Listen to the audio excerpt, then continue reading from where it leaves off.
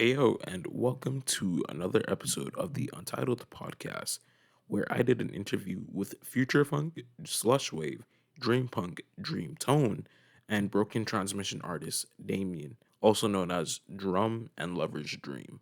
In this episode, we talk about his inspirations, why he started making vaporwave, and his favorite artists. Hope you enjoy. Hello, and welcome to another episode of the Untitled podcast. Today we have a special episode. All episodes are special, but this one is like I feel like it's very special considering that today I'll be talking to a friend of mine who is also an artist. He's been making vaporwave music for a while now, from like what 21, 22. Yeah, like 2022, I think. Early 2022, yeah. Nice, nice. Now he's definitely like very underground, but at the same time, like there's like a lot of underground producers in the vaporwave scene. I don't know, but I'm not gonna really say all that much. He's known for the alias Lover's Dream, where he makes signal wave, dream punk, slush wave, and a genre called dream tone, as well as his. I wouldn't. Is it primary? Your Um, drum. That's your I primary. would say it's like I would say drum is like a primary, yeah. Okay, and his primary alias drum, where he does future funk and drum and bass. Oh, I just blocked out for a minute. Anyways, Yeah. please welcome drum. Drum, how you doing today, Doug? Good, good. Thank you for having me on here. Really nice. No problem. We're just gonna get into these questions that I actually wrote down this time because the last couple of episodes I did not have any. It was just very free Ah, form. But considering that I want this to be like a proper interview slash just a regular episode where we just talk about and ramble about shit, I just thought of writing down some questions. So yeah. So for love question. those who don't know, uh he Drum has released like two, three, probably more projects this year. One under his primary alias Drum, of course, where he made Antithesis, which is a dream punk drum and bass epic. I say epic. It's not like I don't know. Right? It's a good album, where it has a lot of these like dream punk sounds, but kind of not too far away from the classic dream punk sound, but having a lot more of a active sound to it, a lot more active than a lot of like very much classic dream punk projects like 2814's Birth of New Day or HAE's HK, but just having a lot and a lot of like heavy drums and very repetitive, but it's just so cool. And I don't think there's that much samples. I think there's just like one sample on it, if I remember correctly. Yeah, there's the title track Antithesis is the only track with a sample Nice, on there. The nice, rest of it is mostly unsampled. Maybe like drum loops here and there, but that's about it. Yeah. nice. And his latest work, or at least from what I know, is a slush wave dream punk project under Lover's Dream, where it's like three tracks. One is 30 minutes, the other two is 15 minutes. And I just got this heavy like desert sand, but like like sampled desert sand sound, specifically more similar to something like Journey to Utopia, which I thought was very cool, even if that project seems still a bit different compared to your recent work. Um, and we will get more into the inspirations later on. I think the second question I have, yeah, the second question, literally is related to like inspirations. So, but I'm just gonna start off with the first question. Who are you?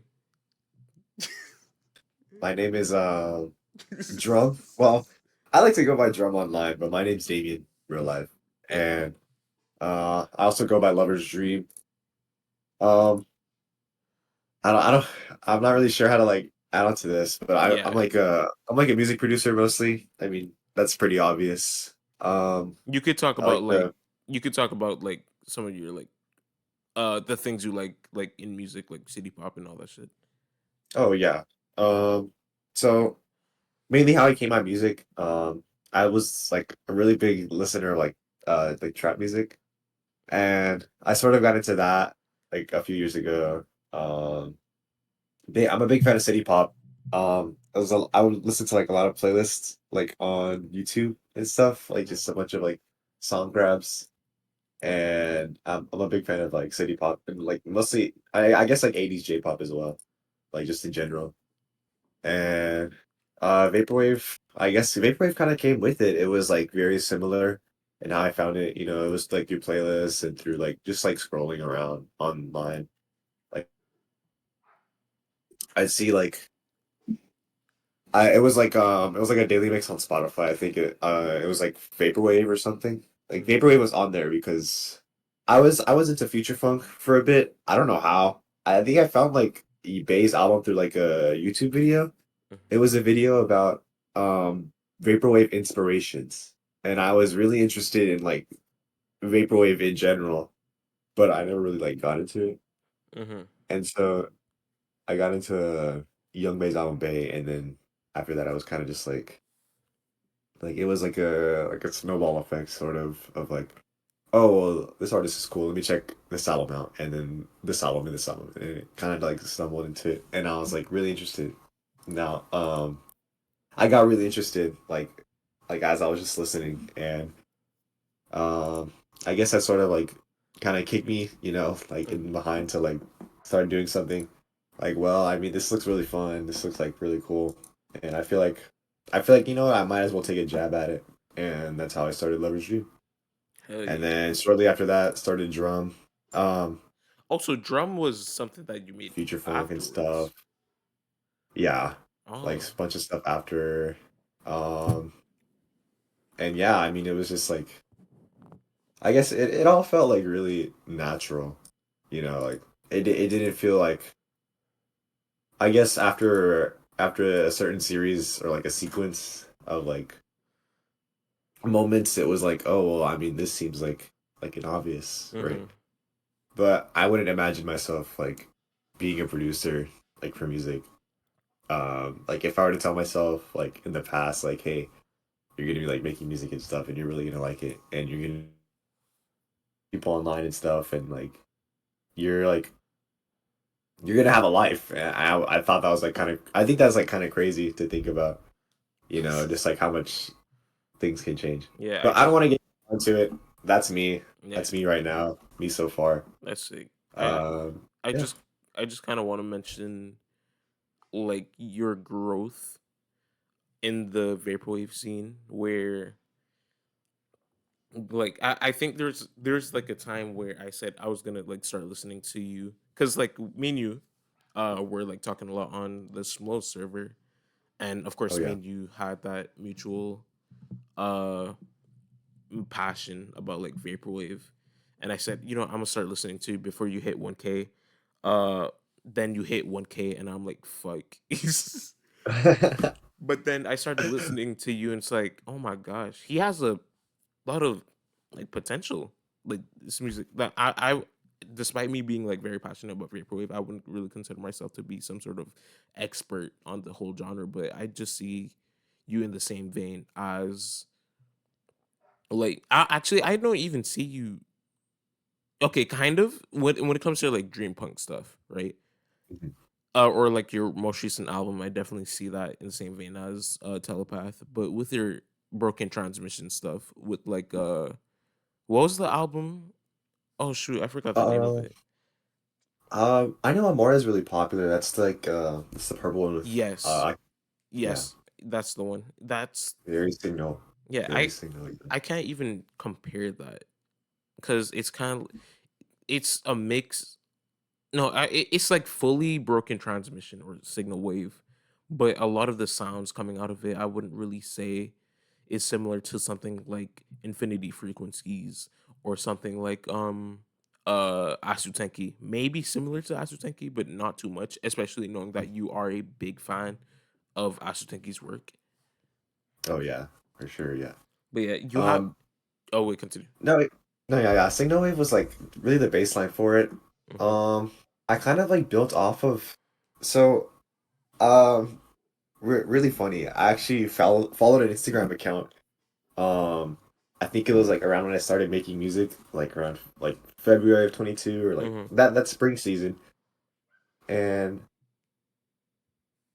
I'm not gonna lie, I only followed their account to like really get into like Akina because I was like a big fan of her, like her music and stuff at that time. Like a super big fan. Mm-hmm. And they were posting a lot of like old videos and stuff, and like it was just really cool seeing like, one of my favorite artists like perform her songs or whatever. And I would stumble across these like commercials and like audio clips and like really cool visuals that I'd see in like commercials that they posted. Cause it wasn't just like Akina, it was like other stuff too, like other 80s oriented stuff from Japan. Mm-hmm. Like commercials, it's like just really like anything TV. And I kind of like flowed into like signal wave with that. I was like, well, I really like the way this commercial sounds, and I know Asuteki was like it was like a big reason for me to be like, okay, well, this is a cool commercial. Like I could probably repurpose this and do something with it and maybe add it into like this album or something. Yeah. And I would keep building on top of that and just like stacking, like okay, this track is really cool. Maybe I can chop this section up and like use it a little bit. Mm-hmm. And it was a bunch of that and a bunch of like slowing down too. And I know on a couple on it. I think Nighttime Rush. Can you repeat that? Um, You oh, can. like a lot of tracks, like they have like some like reverb, Mm-hmm. like very. I want to say like almost slush effects, like very. It's very like there's a lot of reverb, but you can't really tell it's there. Mm-hmm. Like you can, in a way that like, oh yeah, there's reverb there. Like there's something going on. It feels really spacey. Yeah. But the signal wave esque um filters also make it seem like this is very lo-fi. Like this is it's, it's like not it's not really like slush wave. It's not really like this ambient, you know? Yeah. I'm not sure if that makes sense, but hopefully it does. All right. It's like no, don't get me wrong. I haven't listened to. I know someone else, Dankish listens to a lot of your music, and I definitely commend him for that. Right. I've listened to about Mhm. like four of your projects, three under Lover's Dream and Antithesis from Drum, of course. And it's like, yeah, again, the potential is there. It's like, um, and you definitely wear your what's the ins I can't talk. I forgot the phrase. You wear your inspirations on your shirt. I think it was the whole like Mm. phrase where we could definitely tell that there's a shit ton of similarities to your music to other people, but it's just unique enough to people for people to like take this thing as its own sort of music. It's not heavily inspired by Asutenki. It's not heavily inspired by Telepath or any other slush wave or broken transmission artists. It's I feel like with the lo-fi-ness, because your music seems very, very lo-fi compared to Asutenki as well. And he's like Mhm. very well known in the broken transmission scene and infinity frequencies, but I'm not sure because I think you didn't really listen to infinity frequencies like that if I remember correctly, right? No, I'm not really that big of a fan into infinity frequencies. And I mean, to be honest, I wasn't really deep into like Signal Wave, into Mm-hmm. like other artists. Mm-hmm. I was more so interested in Asatenki's discography, but only because of the sheer amount of like tracks and albums that he has. Yeah, he's just Um, I prolific. think his Bandcamp page is like deleted now with like since his like project is over, I Yeah, guess. But I know he had like maybe dozens of albums sitting on his like profile. And I would I think it was like December of 2021. He had like this series where he would upload like an album a day for and I listened to like all of them and I listened to like more of his other stuff too that was released like before then. an album date And for what? for a monthly. It was just like an album a day. Like he would release it would be like for example like a future funk fusion with like signal wave album like one day, and then the next day he would release like a signal wave album that he'd been like holding on to for a bit, or Oh, like other things similar, like very dark like I think it's lowercase music. Like it's just like a really cool fusion of stuff. Very mm-hmm, weird though, really odd. And I sort of take inspiration from that mostly. Not as much from Infinity Frequencies, yeah. mm-hmm.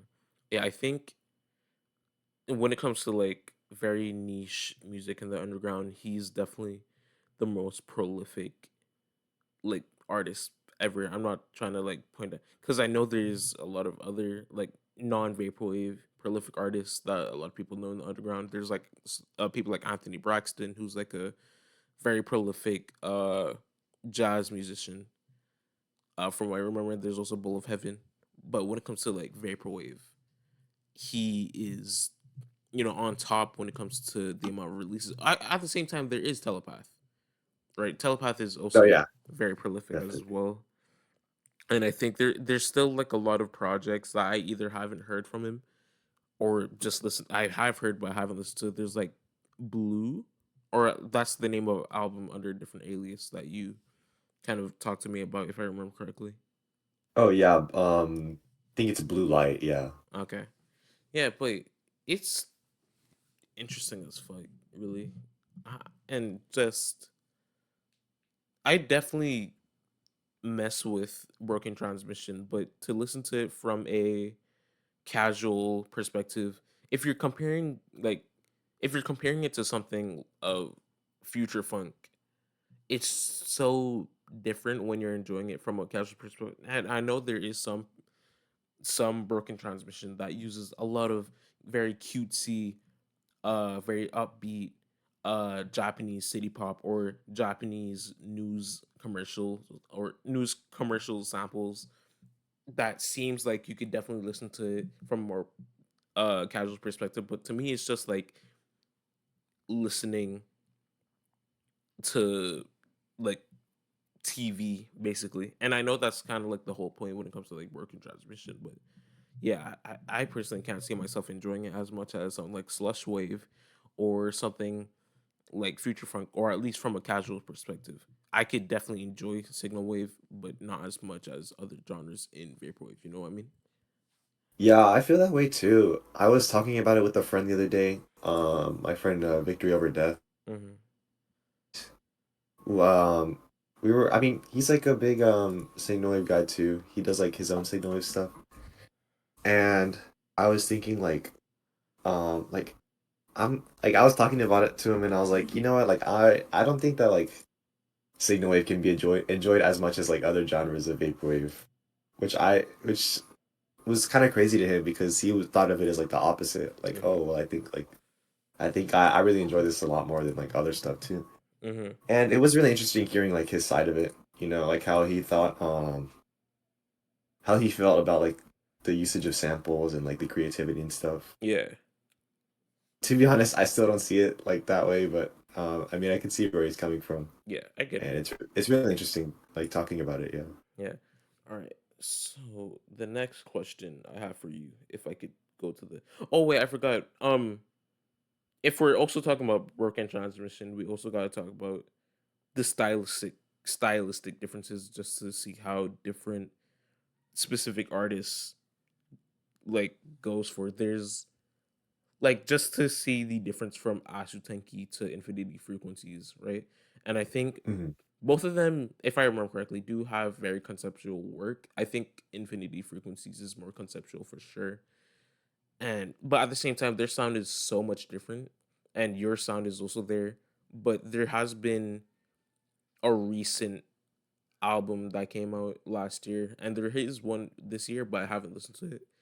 And it is Vectroid's Crash series, but specifically Crash 1 I'm talking about, Mm. where it's this very heavily experimental broken transmission album that just has a shit ton of like very meticulously chopped samples put in different orders. Sometimes there's like very more, I guess, not conventional is not the right word, but I'm just gonna use it for the sake of not trying to remember the other word I'm trying to look for. But it's very like conventional rhythms. But majority of the album is just very off the wall, like chops and just weird thing. It's like noise, but it's not that loud. And I think it's very cool, really. It's definitely really chaotic. I feel Yeah. like I was reading into the description of it and the the usage of like just like chopping the audio clips and stuff like, Hmm. in this certain way. And I can't even re-describe the process because and like I don't think I'm fit for something like this, like to process it. But Yeah. it was definitely I think you cut out a little bit there. You can't describe the process and then just cut out. oh yeah. It was it's definitely like really it's it's just so it's so Bizarre. I don't know. I just think it's really odd. I can't really describe it that well. Yeah, I think the whole album is bizarre. Like my like from when I was listening to it, I think that album mainly was like when I was thinking of like enjoying Broken Transmission from a casual perspective. And even though that album is drastically different from more popular Broken Transmission albums, that was kind of like the reason why I wanted to kind of talk more about enjoying Broken Transmission from a casual perspective. Also, my apologies for like pronouncing. I cannot talk for the life of me. But anyways, uh, No, you're all good. You're all good. okay. Yeah. So how and why? Oh, I think you already talked about how you started making vaporwave and why you Mhm. did. So I think I'm just gonna kind of skip that with the how you started listening to trap, then kind of checking out the video that inspired you to listen to Young Bay and like how you Yeah. started yeah. Um. So I know you are inspired by some people. Again, telepath, Azutenki. But is there any other inspirations you want to list off? I think like to get some of the obvious out of the way was like Young Bay and is Macross one of your inspirations? Early, I don't really take as much from Macross, but I will say there is another future funk artist called Sue Uzi. I think it's Mm, like SUI UZY mm-hmm. or UZI, sorry.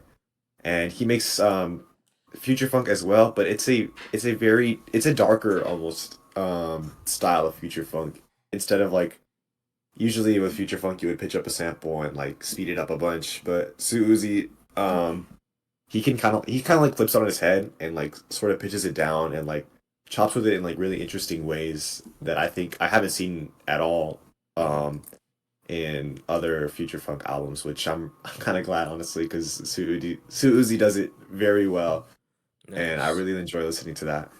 And so that's another big inspiration as well for me. I guess even just in music, but specifically in future funk.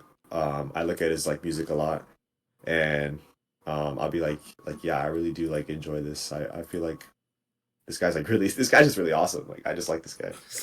That's awesome. And but yeah, I think Young Bay and Susie and also Desire as Mm, well. His more housey tracks, like especially his album Plastic Whatever. I'm not sure if I've talked about it already, but I don't mind talking about it again. It's that's a your shit. really yeah, very bright album. Very I want to say it's just very plasticky, like just I will say that extremely rich.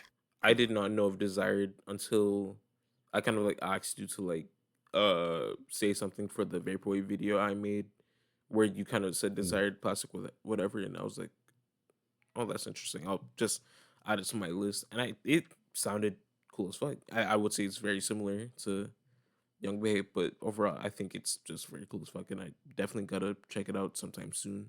Especially because I Yeah, don't listen to a lot of future funk recently, so I will say I don't listen to as much future funk either, but I'm really interested in like Desired's music and yeah, I mean this album just like caught me like it caught me like in a net. Like I was just really enjoying it for like such a long time. That's awesome. And yeah, definitely another inspiration of mine. Yeah, really nice album All and right. very good artist. All right. And I also want to add another inspiration of mine. I want to say not really in vaporwave, but definitely just like in general, like with their aesthetics and stuff. I want to Mm-hmm. say is Scott Cortez. I know he goes by many different. He like associates with many different projects. I know he has Astro Bright and he has Love Lies Crushing and a bunch of other really cool projects. I'm mostly a fan of this album Radiophane from his alias. That was like a very it was a breakbeat inspired Can album. you repeat Uh, that? You cut out a bit. Sorry. oh yeah. This album Radiophane by Polychroma. It's like an alias from Scott Cortez. It's like chopped up breakbeat and like washed out guitar sample, like or not like sample, but like washed out guitar, like dream tone. Not dream tone, sorry. Very shoegazy. I'm not sure if dream tone was a thing back then. Definitely ambient though. Mm-hmm. But yeah, it's like ambient fused with like breakbeat, and it's really interesting. And I took big inspiration for that, especially for Antithesis. Really tell the similarities, but definitely know that this album was something that I was inspired by. That's And I'm actually awesome. going to send it to you right now, in Edit, case you're wondering where it came from. edit name, polychroma. Oh yeah, I'll definitely check this out. Yeah. All right. He So also has other really interesting ambient stuff, and I kind of take inspiration from that. But yeah, really, it's like them, and like honestly, just like all the music that I listen to, I kind of take like the nuances of it, and I try mm-hmm. to apply it to my own music in like at least some fashion. Mm, But yeah, definitely those are big inspirations for mine, all right. especially recently. I see. So we know why you kind of started making broken transmission, and I did you kind of talk about why you wanted to make slush wave, or just, Um, I've I'm not well, not like not by itself, uh, but um, I definitely it just felt like kind of natural to like start making a slush wave as well oh with that's awesome. the signal wave. Yeah, Yeah, that makes sense. I don't know. It just felt like it just felt right to make it, Because and I felt like I you say guys have it as well. they would definitely go hand in hand, even if stylistically they're just very like different, especially when it comes to like the whole aesthetics of both broken transmission and slush wave, or at least some of the more popular broken transmission albums. You know what I mean? Hmm. Yeah. Dream punk. I'd say the same when it comes to dream punk as well. To be honest, Oh uh, yeah. and we know how you kind of started making future funk, but drum and bass, because I feel like when it comes to your music, I don't think a lot of people were to kind of talk about your drum alias and like why you started to kind of make drum and bass. But it's just like this Scott Cortez stuff was like the main reason why you wanted to make drum and bass. Well, Scott Cortez sort of came after I started making drum and bass, like just in general. Mm-hmm. But he was definitely a big fuel to the fire. Um, but I started making drum and bass mostly because I have a friend named Teeth. I'm not sure if you know him. He does jungle and like atmospheric drum and bass as well. That's awesome. And I really love music like a lot. And I would always like tune into like his projects that he would send me and stuff. And then one day I just like really I was really like inspired by him, I guess. Like one of his songs, I think it was like well, I can't remember the song specifically, but it was just something I heard from him that I really enjoyed, and I was like, you know what, I'm gonna hop into FL right now, and I'm gonna do something. I'm gonna make something like something drum and bass, That's awesome. and I started getting into that like a lot as well. I think that was mostly around Antithesis when I started making that album. I I've I, I was on Antithesis for like like almost a year. No, over a year actually. Mm-hmm. I started it in January of 2023, and um throughout the whole year and like a few months at the beginning of this year, I really like polished it up and Mm-hmm. like just I would let it sit for like a few months and then I'd come back to it and like fix a lot of stuff Yeah. and then like sort of rinse and repeat that cycle like a couple times. You And drum and bass was definitely like a good inspiration for that. yeah. Um, yeah, mostly for my friends though. And you also had sent me like an older version of Antithesis before it actually like fully released. And Hmm. I didn't even start because I was just too busy with other fucking shit, right? And I didn't start listening to it until you actually dropped the album, but my dumbass didn't know. It's like, wait, this is an older version. I should be listening to the one that actually released. And when I did, it's like, oh yeah, yeah, because like the breaks were just very like muddied or like covered on the older version. It was like, oh yeah, they're definitely a lot more prevalent or more like in your face on the newer version of the album. And I think I've Yeah, listened to like four tracks if I uh, remember correctly. yeah. The mixing on the old version was definitely um a bit more or a lot less put together, Mm-hmm. more like I don't I know this word came to mind. I don't know. I'm not sure if it makes sense though. Very rudimentary, Mm-hmm. like sort of like slapped together. But yeah, I definitely polished it up Yeah. since I sent it to you. Okay. Yeah, still a good album. Please go check it out if you haven't. There. Um, how would you compare and contrast the thought process and the process of making the music in each genre? I'm sorry, can you repeat that for me? How would you kind of compare and contrast the thought process and the actual process of making the music in the genres that you make music under? How would you kind of compare and contrast you making music in future funk versus broken transmission or slush wave versus drum and bass, etc., etc.? Oof, wow, okay. Um, so for vaporwave, I I want to say this as like vaporwave in general, Okay, that and makes sense. I will. This also applies to my drum alias as well, like with like my future funk stuff. But I will usually find I will usually make some tracks and then I'll let them sit for a while, and I'll kind of like go back to them and listen to them and sort of like just like really like look around the track and like sort of see like if I can find any inspiration for like an album or so. Hmm. So for example, I'll use one of my albums, Angel. I'll say, have you heard Angel? Uh, I I'm not think sure. I've skimmed through it at some point, but I didn't actually I'll fully try to go listen for to like it. I'll say Amore, that one. Yeah, Oh yeah, definitely Amore. yeah. Um, so I know um, track 16. I think it's like it's the song, the prelude. It's like the 7 minute song. Hmm. That one, I made it like months before the album. I started actually working on the entire album, and I was sitting on that track for a while, and I was like, it was originally just a regular ambient track, but as I started getting into more like signal wavy stuff, I was like, you know what, maybe I can use this for like a signal wave ish, like sort of like adding like filters on it and stuff, and like Hmm. messing with it. And a lot of my process is, I mean, it's really just that. It's like just tacking things onto each other and like repurposing them and sort of uh, like just like fusing a bunch of stuff together. Like old tracks. I like to look at a bunch of old tracks that I make and like just listen back to them and see if I can like apply it to like a newer album or like a newer style. Hmm. That really interests me because I know another big thing as well. I really need to be like extremely passionate for like the project that I'm making.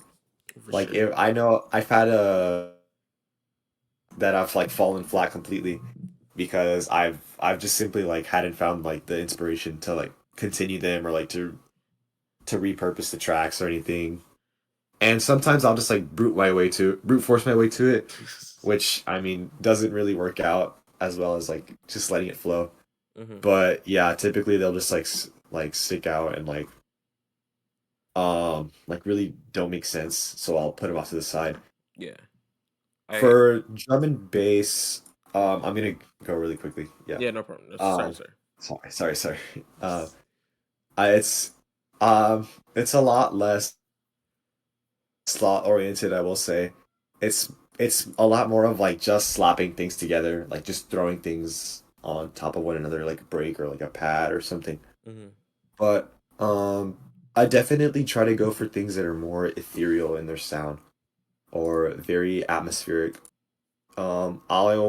I will typically start off like a pad or like some ambient like loop that I made or something. Because I don't really like using sample loops, to be honest. Yeah. I feel like it's kind of I'm just not a big fan of it. But I'll usually start with that and then like have a break on there and then save that and listen to it like over and over. See like, okay, how can I change this? How can I like do different effects and stuff? How can I build off of this idea? Hmm. And a lot of it is just like it's a lot of patience, but it's also a lot of trial and error. Yeah. And it's definitely a lot of thinking, a lot of thinking, like just inside like the project file and like outside, like even in the real world, just like taking the track itself and like listening to it like in different places and stuff. Nice, And nice. I feel like that thought process in general just like flows throughout most of my music. So I yeah, definitely this process is like something that I've been, and that's Oh, basically how I like get through my music and stuff. you just kind of cut out near the end there. I'm sorry. Can you Oh, repeat? yeah, that's how I kind of like hone my music in and like get through my like projects and stuff and like how I make my music. Hmm. That's nice. That's nice. And I kind Yeah. of want to say, because this was a very interesting point in the album, and it kind of makes sense looking at the album cover for Antithesis as well. It seems like some point in the middle of it, it just took like some sort of drastic or like more darker change in the album, but still, of course, still having the same sort of aesthetic from the earlier tracks as well, similar to the album cover, how it's kind of like light and dark. Was that Yeah. intentional, or was that just did that just happen out of nowhere? Um, so I will say this. It sort of echoed, Hmm. you know. Yeah. So before before a lot of the tracks, I had the song Antithesis, the title track, Hmm. and it was going to be like a standalone track. It wasn't really going to be like for this album. I sort of like thought about it. Yeah. You know how like how like ambient the sort of loop is that I Hmm. was using like in that sample, sorry. Yeah. And That's fine. I was thinking like, well, I mean, the tracks like I had the first couple of tracks like already made, and I was like, well, this is very violent, like very violent ambient Hmm. drum and bass still. I think maybe I can go for like a sort of still like very dark tone, but ghosts and like ethereal. And One more time. the shaping of oh sorry, like a bit more like grandiose and like ethereal. Oh yeah. And I sort of shifted, like sort of changed course for the later tracks, like waves and like I know waves you can tell a lot.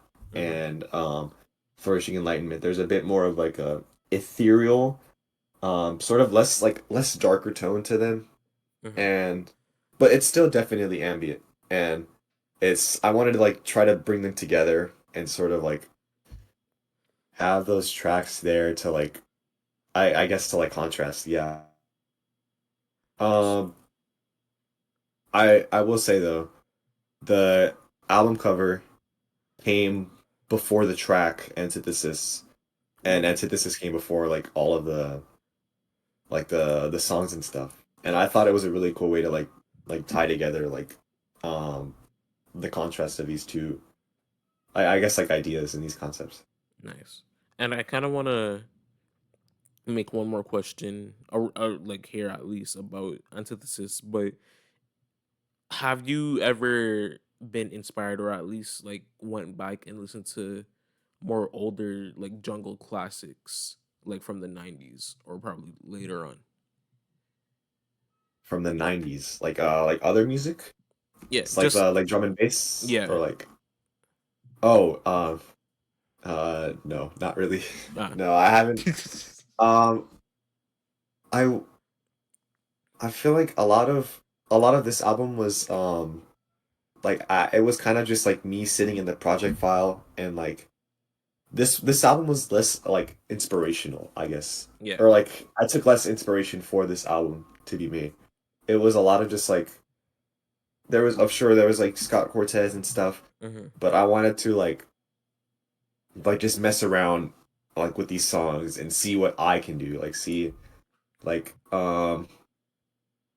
like it was less about like listening to songs and like being like okay like how can I apply this to my own song. It was more like how can I myself like change this song? How can I like build off of this? You know, I was kind of like punching my brain a bit and seeing like what it could do Hmm. and like messing around with it.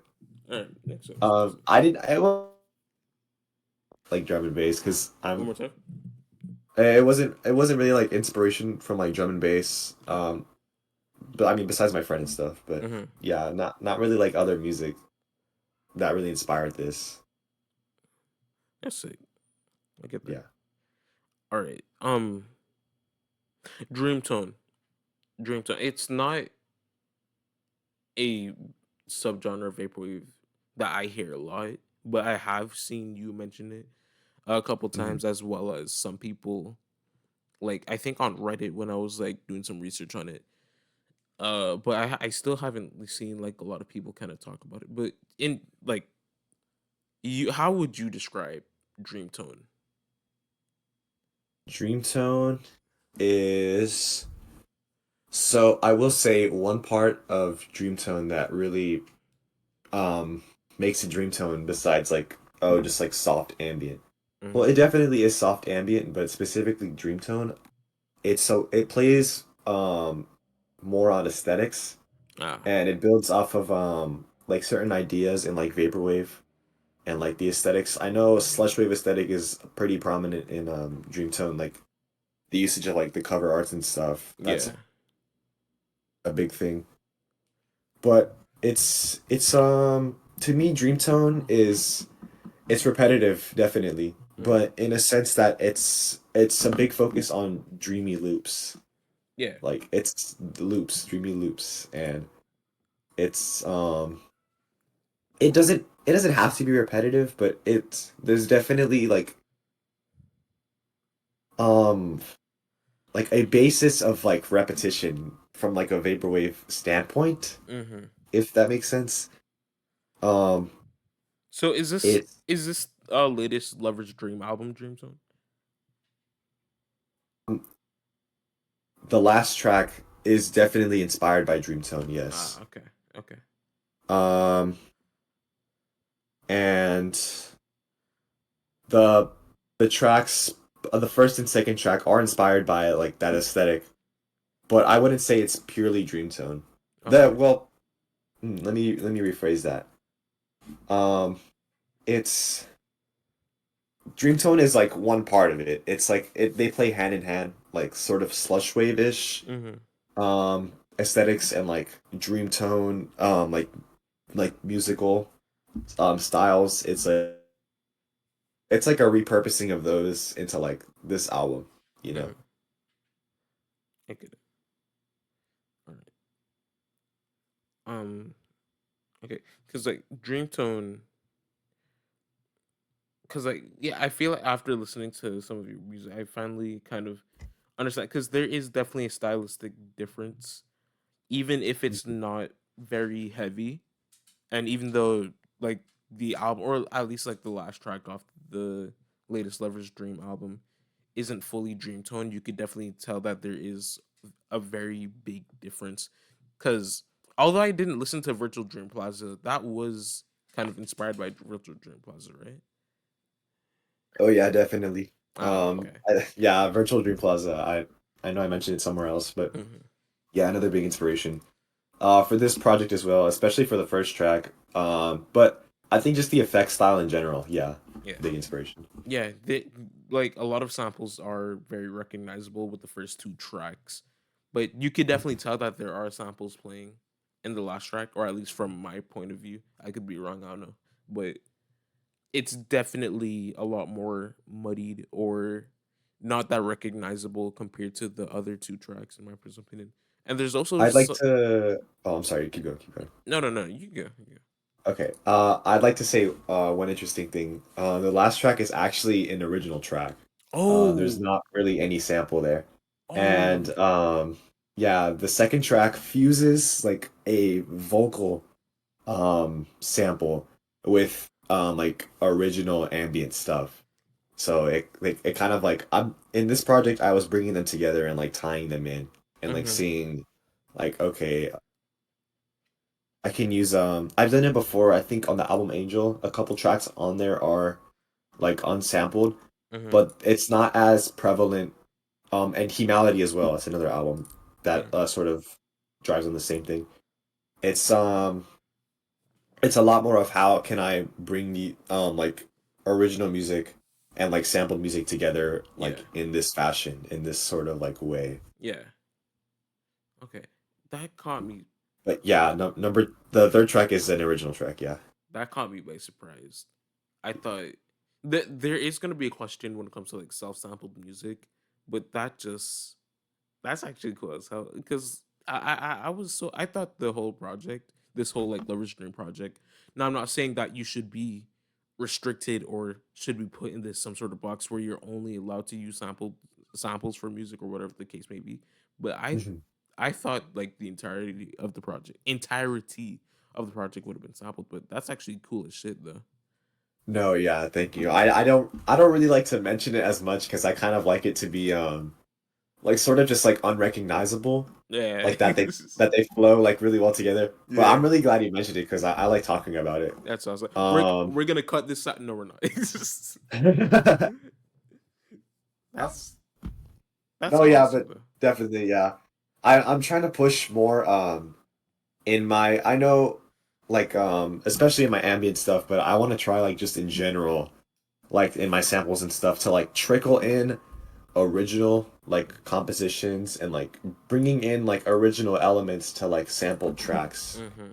And um I know other artists have done it as well. Like Telepath, I know he's a big original ambient guy. Yeah. He does a lot of like crazy stuff. And I believe some of his like 80s like disco-esque inspired tracks are, and I want to pull in Art. something similar to that, but One more like time. of course like oh like I know Telepath had like 80s-esque like disco inspired tracks that were original as well. Mm. So I kind of want to like bring the like tie similar things, but like obviously in my own style Okay. to like Lover's Dream as well. All right. Yeah. So, oh shit. I think the question slipped. Yeah, I think there was like another question I was gonna ask, but I completely slipped. And I was like, oh shit. Oh, you're all good. It's probably gonna come back. It's probably won't. I'm not sure, but for now we're just gonna skip it. Okay. Where did Drum and Lover's Dream come from? Um, I'm gonna start with the drum first because that one's really easy. Yeah. Drum. I was in my bedroom one day and I was so sick of like my old like tags on like Instagram and stuff, like Mm. my handle, and I was like, you know what? I need to think of like something that like different. I need to and like I don't want to say like a brand, but very like just something that's very easy to like roll off of, Mm-hmm. like on the tongue. You know, less like oriented with like numbers and stuff. But it wasn't that serious. It was like, yeah, I need a new username on Instagram. I'll I'll just use the word drum and like add some letters onto it, and I have a new username. That's awesome. And I feel it's really resonated with me now. I really I don't think I could like use another username to be honest. Like I'm just so dead set on drum. Hmm. But yeah, it's really silly. It's not like a I didn't think about it for like years and like or anything. Like it was like, I mean, it's just like, yeah, I need a new handle. I'll just use this word and like add some letters. Lover's Dream. Um, it sort of came with like a similar urgency as well. Although it's definitely a lot less like I think this is kind of weird to say because I've never explained it out loud, but like Lover's Dream is like so started making music. I wanted like I made a lot of tracks. I know the first album especially. That album was specifically for me to like be able to sleep easier. Mm-hmm. And I know because I like playing music when I sleep and whatnot, and I wanted to sort of have like a dreamy vibe in that album. And I was like, well, I know a lot of other artists out there, like they have like very love oriented like tracks and stuff and Mm-hmm. like albums and like ideas.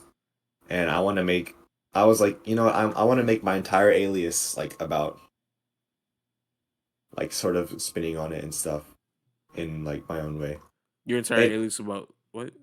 One more time. it's I just wanted to oh I'm not sure. It's like really odd to like explain, but um I guess Lover's Dream just came about like in like a blink of an eye. Like it was Yeah. it there was more thought put into it than like drum, but it wasn't um I wouldn't say it was like intentional thought. It was like, well, I want to make a name and I really enjoy like the idea of Lover's Dream. So I'll make that my name, like my alias name, and I'll use Nice. that. And it really stuck. Like it's really been stuck with me ever since. That's awesome. Yeah, I definitely want to, because the names I've kind of like given myself, like Sammy Boy, has came from somewhere, but it wasn't really something that I kind of made up myself. And I definitely, Mm.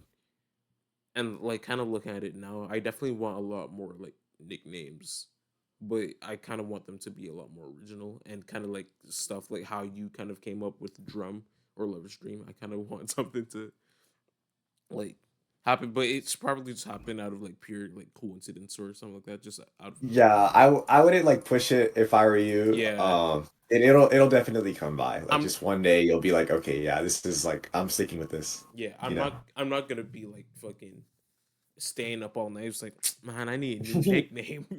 Yeah, like drawing on the board and stuff. Like, no, it didn't come like by like that. It was a lot more. Just take the childish Gambino route and put his But name yeah, into definitely don't push Wu Tang later. it. All right. So, is there any concepts for specific releases in your discography? Because I think there was like a point in time where I kind of like looked up. I think your last FM said that there is some sort of like narrative when it comes to your work. Is that correct? hmm I wouldn't say it's like a narrative that I've already planned out. Mm. It's it's Like a lot more of like like I'm sorry, a you got like a more up to interpretation type thing. yeah, definitely, yeah. Okay. I have experiences in real life that like I guess like romantic experiences is like mostly that like really inspire this project Hmm. for like releases and like their ideas and stuff. Like I'm not sure if this was like apparent in the album or not, but the album that I think I you said you were listening to it. It was that I like updated the mixing on. Uh, It's called Pure Heart. yeah, Yeah. pure heart. It's Yeah, like yeah. it's in it's in the Japanese kanji, I think. I think I'm gonna try and. I'm definitely gonna listen to a lot more of your music afterwards, but I think I'm gonna listen to either that or the 12-minute one after this, like probably tonight at some point. But I will definitely check it out though. hmm But this one is that one that I showed you is it's a lot more focused on sort of the distancing of like a lover, like a past lover, Mm-hmm. sort of like um letting go of someone in a very sentimental way, Uh, you know. And it's I think there's a comment on the album that describes it extremely well, and I'll read it out. It's from M310, another friend of mine that I sh- collaborated with. yeah, shout out Um, M310. yeah, he's really awesome. Shout out to him. This album captures the melancholy of what once was, the longing for what could have been, and the tragedy of what will never be. And that is definitely the best way to describe it. That's Um, that's sick. Oh my. yeah. Yeah, I never made like the comparison till now, and I don't think like stylistically it's like very similar, but with the whole narrative and how it's kind of like more so like romantic stuff, right? I think the comparison I kind of made with your music is Sleepless by Death Dynamic Shroud, where if I remember correctly, reading the statements from the Discord server, uh I think James made it. Yeah, James kind of talked about how it's kind of like emotional, but it's more in a romantic and a more upbeat or positive way.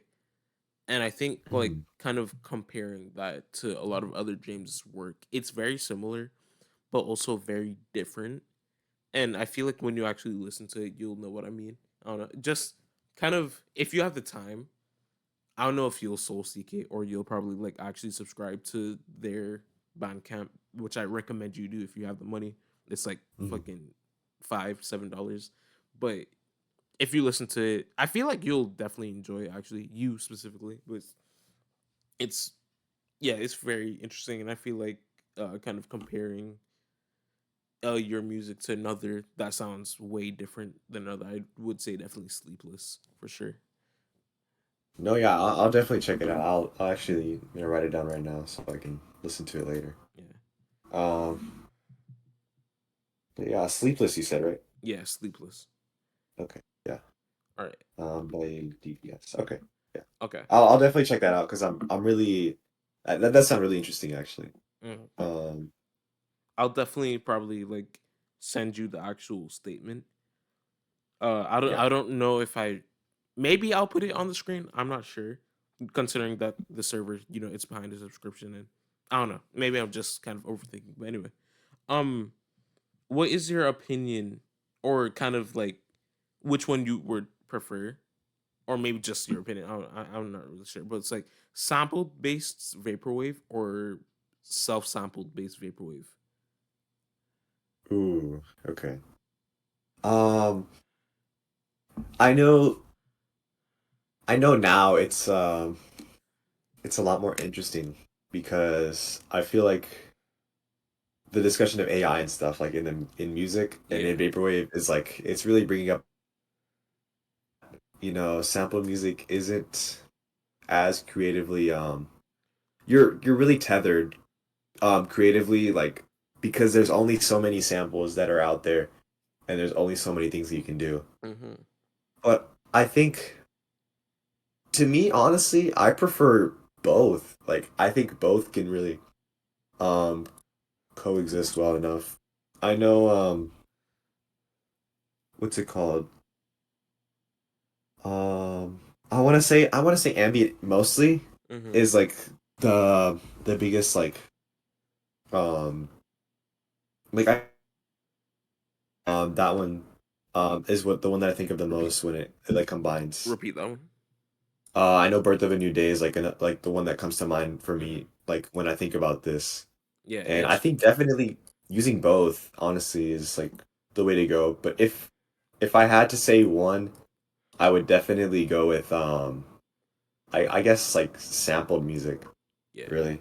Yeah. Yeah. HKE with. 'Cause I think HKE's made more like self sample or like kind of looking at HK, which is I think his most popular work, and kind of combining that with a lot more samples with like Telepath's side. It's definitely like a very interesting mix, and I definitely respect it a lot. And I need to listen more to 814 for sure. But I feel like when it comes to, because I feel like some people might just say when it comes to like vaporwave, or I think they just say like period when it comes to sampled music is just very lazy. But Hmm. if you're making something like so like nice or like so, it doesn't even have to be complex to sound good, of course, right? But I feel like there's definitely a lot of people who have that, is narrative the word? I'm not sure. Have that thought where it's like, oh, it's more, if it's more sampled. No, if it's more complex or it's more layered, and you could definitely tell that there are more skillful like artists. But I feel like that's just a bunch of like mahogany to say the least. But it's just like, both sides are fucking awesome, and Desert Sign is like one of the biggest artists who kind of does both, him and George Clinton. Hmm. But like when it comes to like slush wave, there's Desert Signs, and a lot of his work seems to be self-sampled. A lot of his like latest work, or from what I don't know, I'm not a big Desert Sign listener. Again, I'm still trying to dive more into his discography as I am with Telepath, but with kind of comparing something like his most popular work, New World Disciples, to something like Journey to Utopia, it's just wow. And I think there's some parts on New World Disciples that feels a lot more minimalist compared to Journey to Utopia as well. And I think that's kind of cool, just knowing how he evokes the same sound when it comes to like sampled and self-sampled stuff, which I guess some people might not really be all that surprised about, because again, it's his music and he knows how to manipulate it to make it sound similar or feel similar, etc., etc. But I just think it's a very like cool thing to sing. Yeah, I think it also depends on the context, Yeah. a lot, because I know people consider like sample usage to be like lazy, Hmm. but I think it really it does take a great amount of like at least utilize a sample and like remove it from its original context and like strip it to like its bare bones Yeah. and repurposing it into like something new.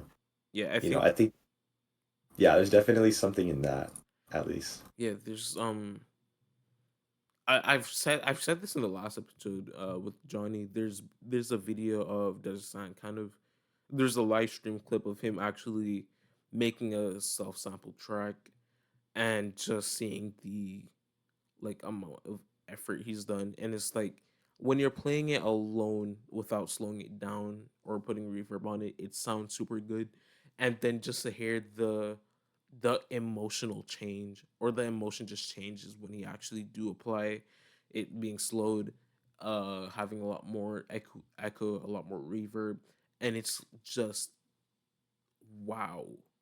it's it's sick how he could evoke or like kind of replicate something similar to like 80s 90s pop music, and just make it so like, damn dude, I can't really explain it myself, but it's awesome to say the least. Yeah, I definitely give a lot of praise to artists that do. Okay, I had to stop the recording, but we're No, you're good. we're back. I for shit, what was the last question? Fuck, that is not the correct type. Okay. No, my dad like walked into and we were like talking for a bit. That's why I was like, oh, I was gone a little longer. All right, no problem, no Sure. problem. Yeah, yeah, Okay. Yeah, I forgot the last thing we were talking about. So you think we should just go to the next question? yeah. Yeah, we might as well. Yeah. Okay. We'll probably, you could probably like correct yourself like when it actually comes out or somehow. But anyways, so I Yeah. just have a list of vaporwave producers you may or may not know. A lot. There are some ones that you do know, but I just want to know your opinions on them. You could Mhm. keep them brief or not. We could go as long as we want. I hope. But anyway, telepath. You love him. Oh, telepath. Yeah, super awesome. Yeah, Nice, nice. love him a lot. Vapor. Vapor. I haven't really looked at his solo stuff, but it seems pretty cool. He seems like a pretty cool artist. So someday I'll probably check him out, maybe. But yeah, right now I'm not all too familiar with them. Hell yeah. Yeah, Blank Banshee. Blink Banshee. I've never really been interested in like Blink Banshee's music. I think I don't know. I don't know if his style is just like not for me. Maybe I'll try listening to like one of his projects, maybe his first or second one. But Mm-hmm. yeah, I'm not all too familiar with him. So yeah, I'm not sure. Saint Pepsi. Saint Pepsi, ooh, really awesome future funk guy. Yeah. Um, I know if it weren't for my top three of like Su Uzi and Desired and what's it called? What's his name? Young Bae. I Yeah. think Saint Pepsi would probably be another big inspiration as well. Yeah. So yeah, really cool. I feel like his style is just. I feel like I think I don't think this is the right word probably, but his style feels vintage compared to Young Hmm. Bay and Macross. Yeah, it feels a lot more like it feels a lot more like I've been plucked into the 80s and like oh this is like 80s esque, Yeah. like it just feels like Especially kind of it. looking at the aesthetics, like he doesn't really use a lot of the anime and Japanese aesthetics that Young Bay and Macross also use. Mhm. Yeah, it's the aesthetics more like 80s and like anime. Yeah, definitely. Uh Yeah, I really. you cut out for a bit. I'm not going. Oh, yeah, he's yeah, a really cool guy, yeah. All right. Yeah, I really like his aesthetics. Speaking of Young Bay, Hmm. it's just Young Young Bay. Bay. It's just Young Bay and Macross next. So if you want, you could like put them in the same thing. I think. Yeah. Young Bay, oh my God. I love Young Bay, but right now, I mean, I know he's rolling out this album. Um this like future funk, I think Bay 6 is what it is. Ooh. It's kind of like pissing me off because I don't know, he's been like teasing these tracks and like what I've heard, it's like not really delivering, I guess, from Do what I'd like to see from him. Do you think it's kind of tiring, or it's kind of like sad that he's still kind of not to say that he's still continuing the Bay series. Wait, okay. You'd expect him to kind of have a different like change of name when it comes to his like solo releases, don't you think? Um, yeah, I guess so. I mean, I know the Bay series is like more future funk oriented, Mm-hmm. um, Roof Continental as well, Mm-hmm. which is I believe their original songs, with like actual singers and like other artists and stuff. Yeah. And I guess Bay is more for like his sampled stuff, but it'd be cool to see another future funk album from him that wasn't like a part of the Bay series. Yeah, I for I sure. think yeah, the naming is definitely not like the most creative. Mm-hmm. Yeah, but yeah, he's pretty cool. He's been kind of getting on my nerves lately though, so I don't know. And I think Macross, I do like Macross. I know M310 is a really big fan of him more than I am, and I honestly haven't gotten into his music. Mm-hmm. I've listened to um I forgot which one it was. A Million Miles Away. It was, yes, it was A Million Miles Away. That I really enjoyed that one. Um I really liked the sample usage compared to like I know Young Bay and Mm-hmm. Desired. Yeah, I thought it was a lot cooler. Sick, sick. It definitely like a future funk album like the other Repeat artists that. I mentioned. It definitely feels more like a like vaporwave Mm-hmm. than like a future funk album that like the other two artists we've mentioned. Yeah, I get that. Um, so yeah, Okay. really cool. Uh, HKE. HKE. I'm not too familiar with HKE. I guess besides the 2814 albums, Mm-hmm. and um I can't say too much about him because I don't really know about his music as much, and um I'm not sure if I do want to check him out one day because I'm not sure if I'm like really that big of a fan of like what he does. Yeah, as a But lot of he's yeah, kind of like he's putting a music aside, a lot of people kind of view him as some sort of like bad person or just arrogant when it comes to his actual like personality and what he does, especially with his Hmm. Dream Catalog label. But HK is a good listen. I definitely do recommend you to check that out if you want. I'll try to check out a couple albums, yeah. Yeah, But I haven't had like the most open mind for this, yeah. all right, makes sense. That's Dynamic Shroud. Um, I'm gonna be honest, I'm not familiar with like any of their music, like at all. Like Okay. I haven't listened to like any of their albums. I don't think I have. And I'm not like I'm not too fond of like what they do. Mm, Like I guess with their albums and stuff and like I guess what they're going for. yeah. I feel it's. I think they themselves recommend that if you do plan on starting it, there's not really a specific point where you should. Some people do recommend that there should be, but they themselves just like just start anywhere. Like they have a big like fucking catalog and shit, so it doesn't really matter. I started with Yeah. Ultra Look Like This. That's like by far one of my favorites. No, my favorite like Vapor album of all time, and probably like just one of my favorites of all time as well. So I'll probably check that one first then. Yeah, okay. because I'm like I think them I'm like the least familiar with out of like all the other names, Mm-hmm. but yeah, I'll definitely try to like dip my toes in their music and stuff because I know they have a lot, and For I'm sure. sure there's bound to be something that I'll be interested in. But Okay. yeah, Christ. Christ. Oh yeah, I'm probably less. Actually, scratch that. What I said before. I think I'm less familiar with Christ than I am with That's what I'm sure. Death Dynamic Shroud. Yeah, I know like nothing about the guy. I know he does like he's like an internet guy, but that's all I really know about him. He definitely has a lot more of a abrasive sound compared to some of the Hmm. other vaporwave artists mentioned here. So, but I definitely do recommend his works as well. Um, Desert Signs.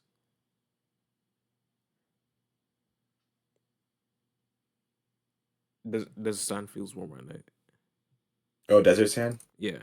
Um, I I know I listened to his set in Slushwave, 2023, Mm-hmm. and I thought it was really cool. And I told myself like, okay, I'm gonna go listen to more of his music. And I was like kind of intimidated by his discography, so I didn't really like go into like any albums or stuff. Coming from a telepath But fan.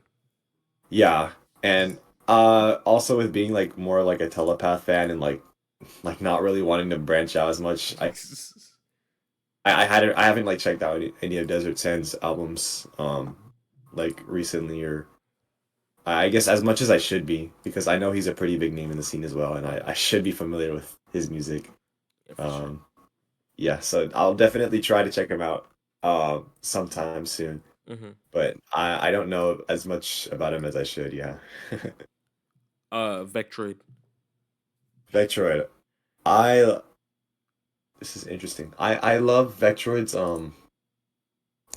I know the tapes here for I think there. Um I have I Virtual Soundscape. I Virtual think it was Soundscape. yeah, Virtual Soundscape. It was given to me by a friend of mine. Um and I haven't listened to it, but I'm a big fan of like Floral Shop. Mm, That's a really good album. I know that's like a very popular pick, but I mean it's popular for a reason. You know, for sure. it's really catchy. It's really like off the wall. It's just everything like it does everything that like I like. There's not really any tracks that I'd like dislike on it. That's like one of my favorite vaporwave albums. Like I guess in general, actually, Oh yeah. it's just really nice like to listen to. All right. This is Oh, someone I I. should Oh, check out more. Yeah, I haven't. okay. This is someone I actually put you on to at some point. Internet Club. Internet Club.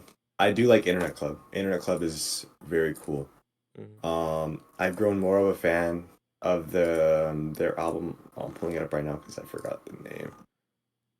Um, oh my God, Vanishing Vision. I really Yeah. enjoy that. I Well, I really enjoyed that. I forgot about And then that name as well. To be honest.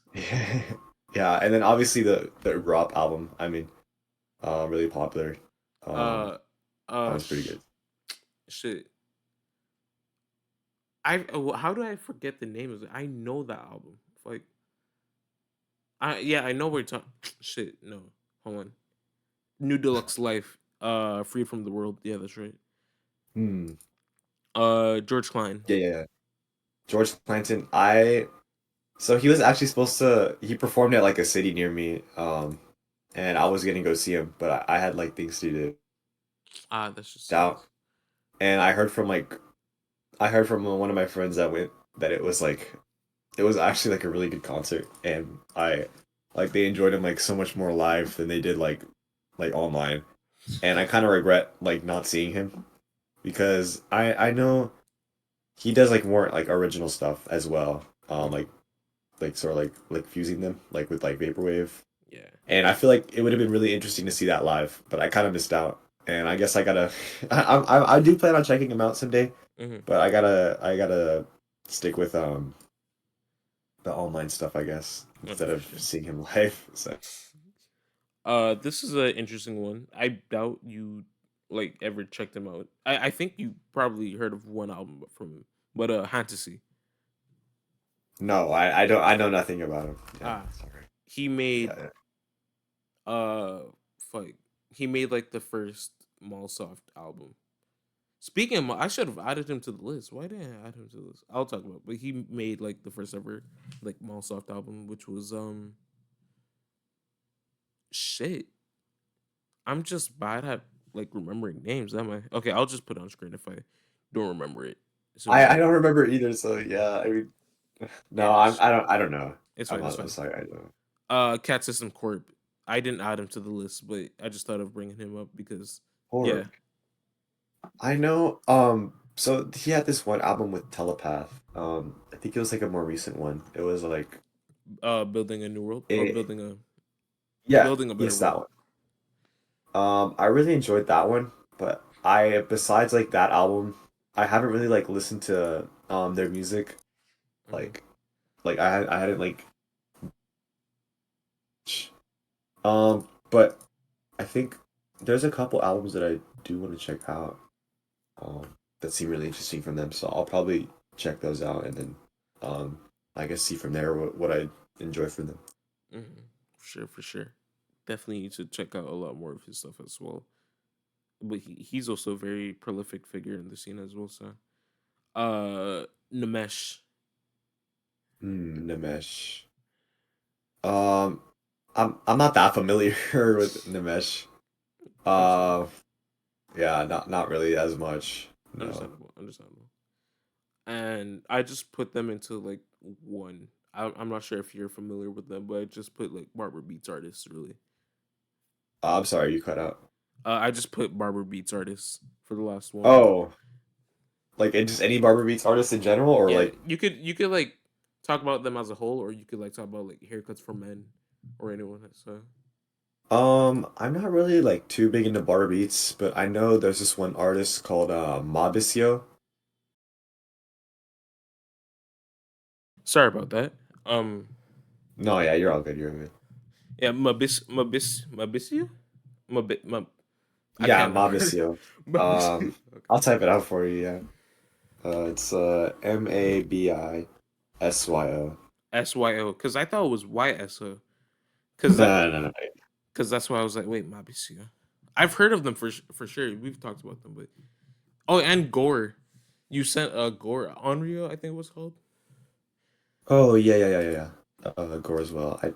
I like skimmed through it a little bit. I didn't really like give a full listen, Hmm. but Same. yeah. I've only listened to Marble Fantasy. I think that's the name of it from Haircuts for Men, and I enjoyed Mm. it. I personally think that's cool. When it comes to like barber beats, I'm not sure. Or wait, no, I don't really get a lot of the hate. I know like a lot of the hate comes from the simplicity of the music and how it's just like a slowed down sample and kind of slowed. Some people would say also slowed in reverb if it was done or shit like that. And I think Yeah. Johnny also kind of mentioned it in his Aphex Twin. samples video where he sampled IZUS in one of Haircuts from Men's songs. And Haircuts from Men's song. It's I think it's cool, but it's like I definitely understand where the hate stems from or where the dislike for rubber beats stem from, you know? I'll have to agree with you on that. Like, I don't really like I don't really understand the hate, but I guess I can see where yeah it's coming from. Yeah.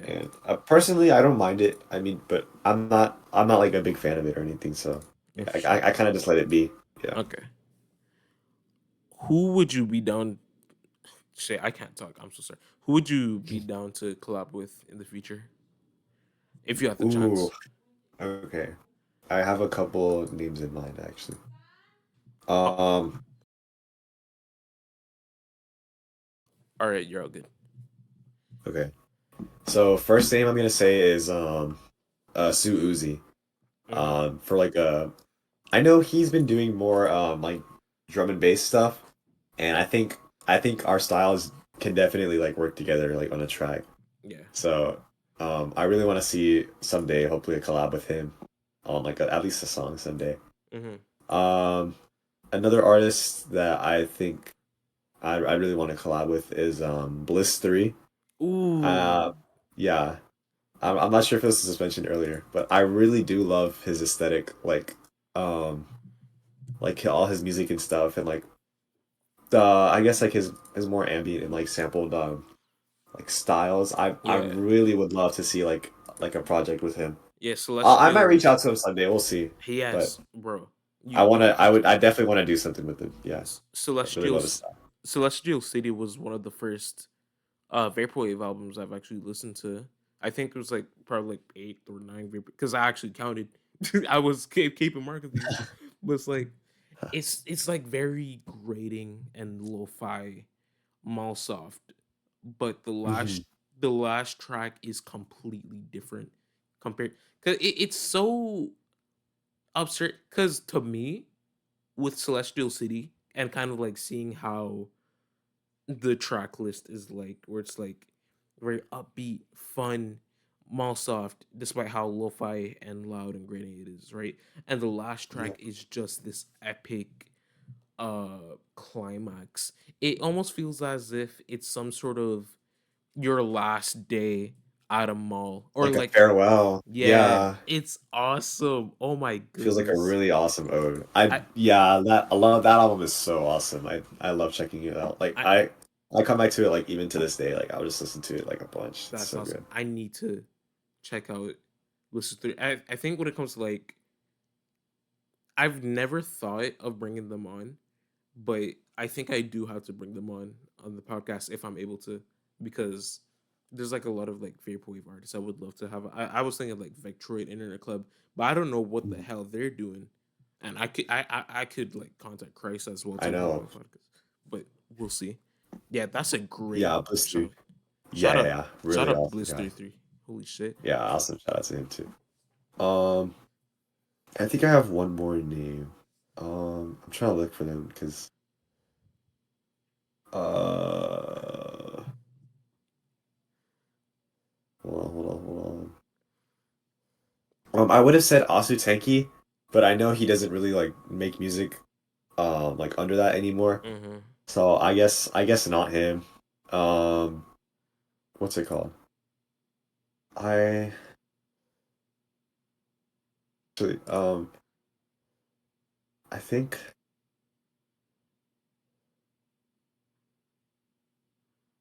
gosh, I guess Telepath. I think a Telepath Mm-hmm. collab would be pretty cool to see. That'd be Yeah. awesome. That'd be awesome. Like If even like his ambient stuff, I wouldn't mind like doing stuff with that. I know I'd be really down for something like that. I know like the whole story. I didn't listen to it, which I do plan on doing it soon. His collab album with Golden Living Room. I know Golden Living Room just like I think he was on Twitter and he just straight up asked if he could collab with Telepath, and Telepath was like, sure. And then they just made Virtual Fantasy 2 with 2097. I forgot the name. But yeah, that was a actually kind of cool story, even if it's just like that small or whatever the hell. I need to check out that album though, and more Telepath and all that shit. So But Yeah, really. That's actually pretty crazy. You just like reply to them on Twitter, for just be sure. like, "Hey, can we collab?" Yeah, That's pretty fun. I feel like your style and him could actually like work, even if you're not going for that dream I punk think. sound. Well, I don't. I mean, of course, I'm gonna believe that I we can do something cool, but I feel like genuinely we could like probably make like a very cool project. Yeah. But yeah, I mean, these are all like dreams to me. Like these artists, you know, like I think working with them would be like I'd have to like pinch myself on the side or something. Like you know, it'd be really cool to see it. Yeah, But yeah, I think those are my main three. it's like already enough like you got into kind of talk to Desert Sign, even if it wasn't for that much during the like Slush Wave 2023 thing. Oh yeah. Yeah. I thought that was cool though, even if it wasn't for that long, because you know time constraints and all that. But it's awesome for sure. And I wanted to Yeah. actually talk to you about that. Is that how did it feel at that moment specifically during the Um. process? So um, I didn't really mention like why I missed out on a lot Mm-hmm. of the interview, and so I had someone pick me up from my work, and I was like, I looked at my phone, what was going on, and I actually saw my set. It was like the middle of my set, and I was still at work, and I was like, oh shit, bro, I gotta go, like, leave right now to like for my interview because I completely forgot about it. Mm.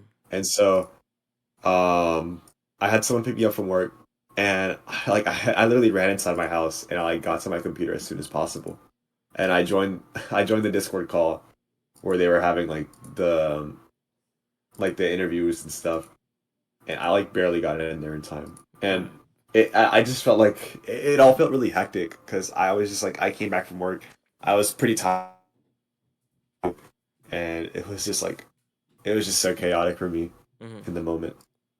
But Yeah. I was really thankful to be on there, and I was just like I was really happy to like I was just really happy, like really grateful to be up on there. For sure. Like even just the set in general. I know the interview was up.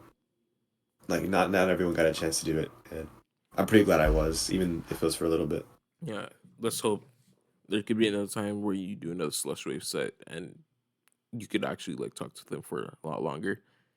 Yeah, I think I actually am doing a slush wave set this year round, and I think I'm doing another interview, so That's hopefully I'll awesome. be on time for that, and um you know not as out of breath Yeah. Okay. as like last time. So I have another kind of question related to artists. Okay. Your what are your top 5 artists at the moment? And they don't specifically have to be vaporwave if you want, but yeah, just your top 5 artists, really. Top five artists. Okay. So number one off the top of my head, is Akina Nakamori.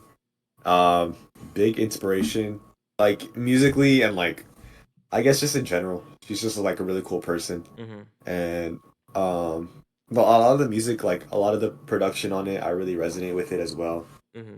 And I think she's just like a really cool person. Like I really enjoy like the music in the era. So yeah, definitely that's got to be number one. Mm-hmm.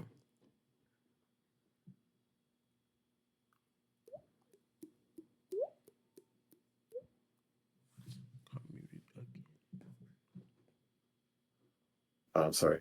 That's fine. Um, number two, I'm gonna have to say is oh actually two.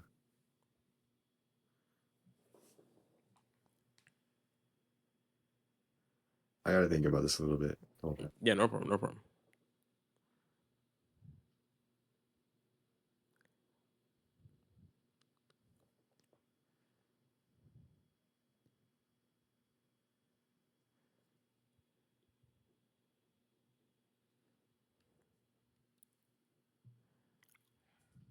I'm gonna say like Travis Scott. Ooh, Yeah, I I actually feel like haven't listened to him. I need to though. mm, I really like his production style and like a lot of his albums. So I think it's definitely another big inspiration That's or awesome. like one of my favorite artists just in general. Um, let's see who else.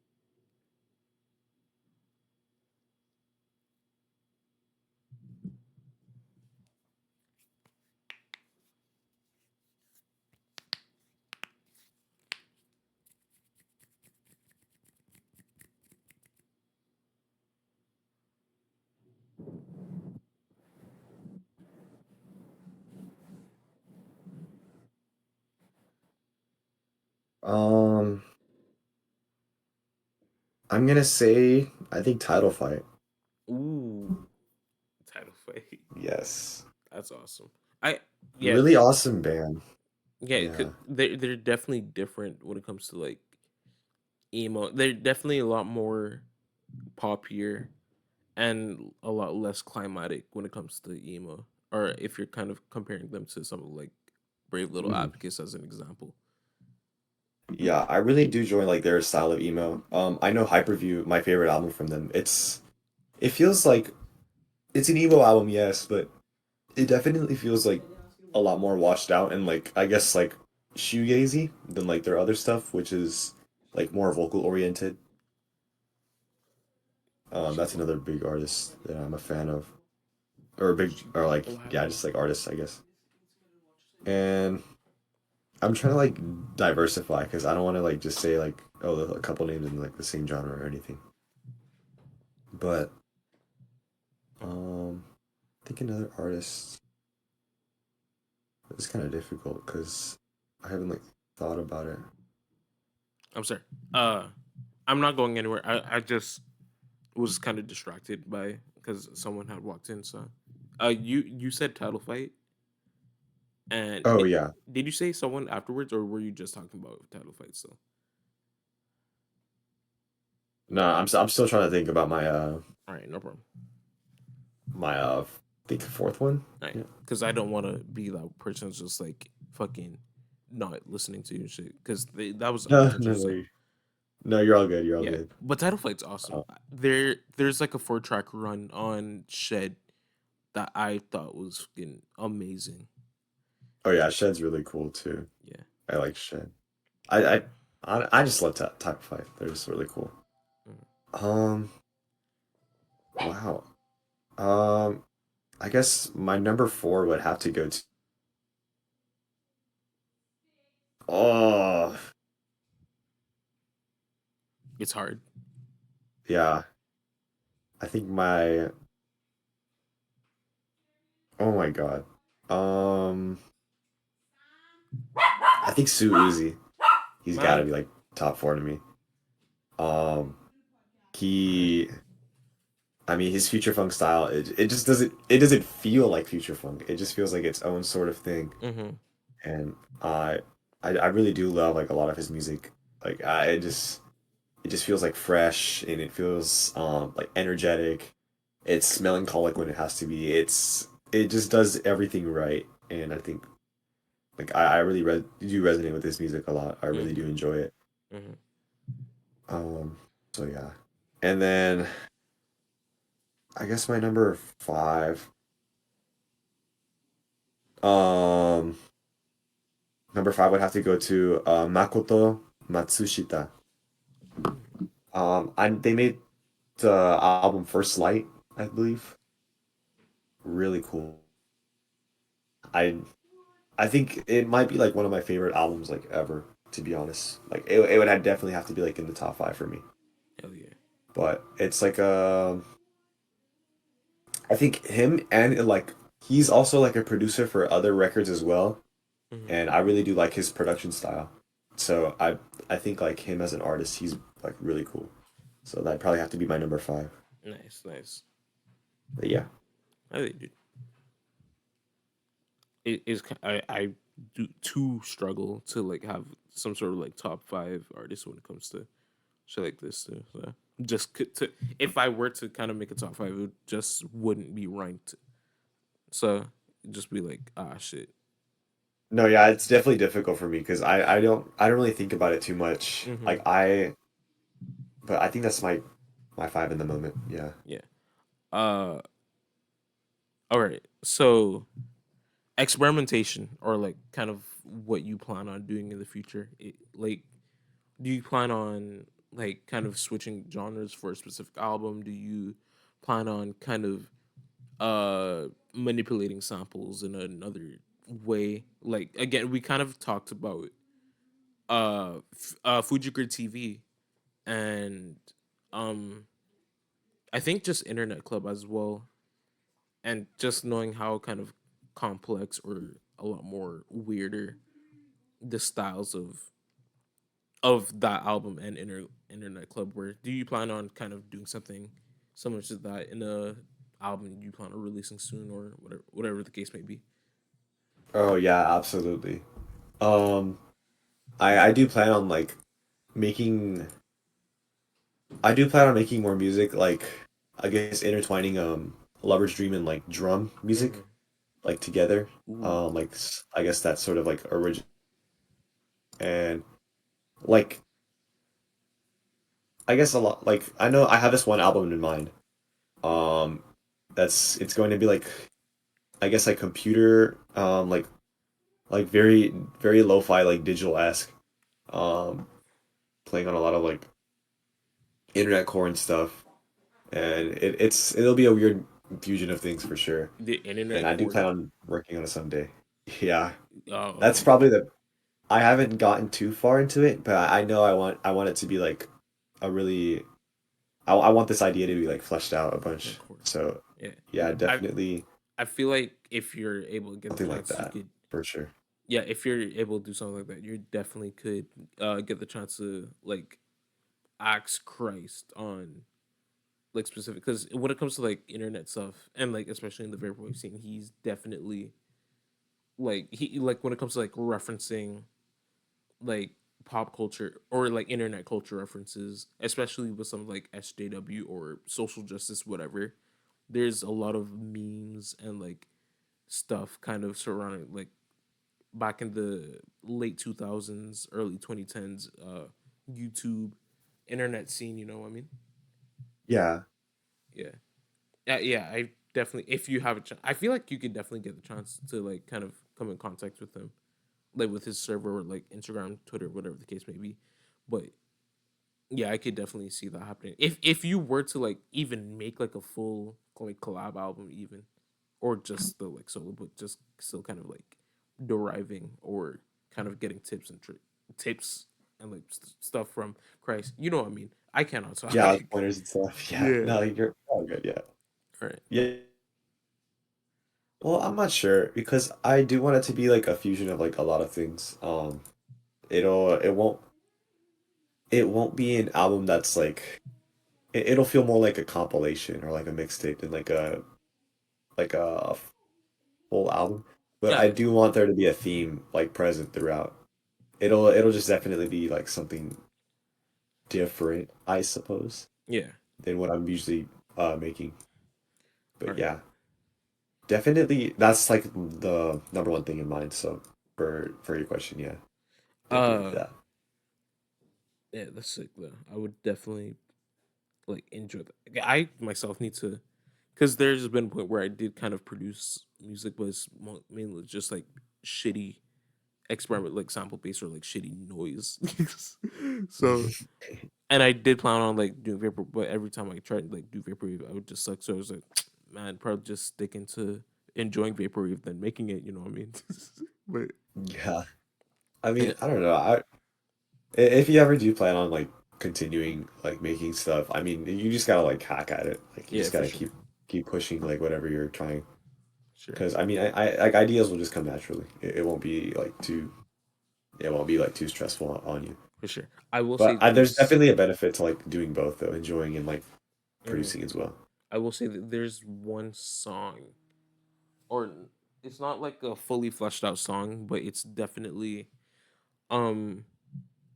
I don't, I I don't even remember how I forgot the sample that I used, but it's on my computer. It was like this slush wave, but type track, but it was just one small sample just looped out, so it wasn't even that long.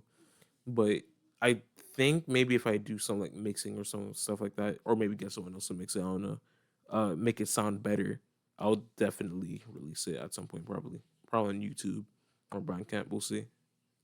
Yeah, I would love to hear it someday. Yeah. Yeah.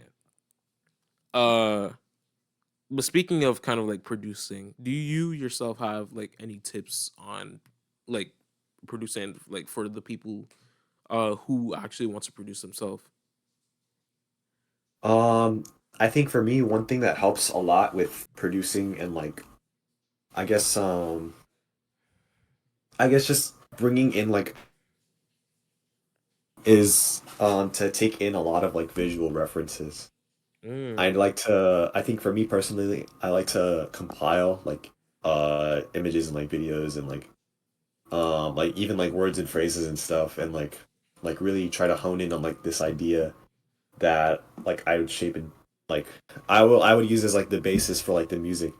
Like okay, for Angel, like that album um I really like honed into the idea of like this like heavenly space like in the clouds and um like it the music simply the music would have to sound very blue and very light yeah, and that which I mean isn't that hard to do but I mean um like for me it was just very natural to make like something like this it also has to be like you have to be comfortable with what you're making but not too comfortable to where you're like enjoying it too much, you know, you gotta like push yourself to like be uncomfortably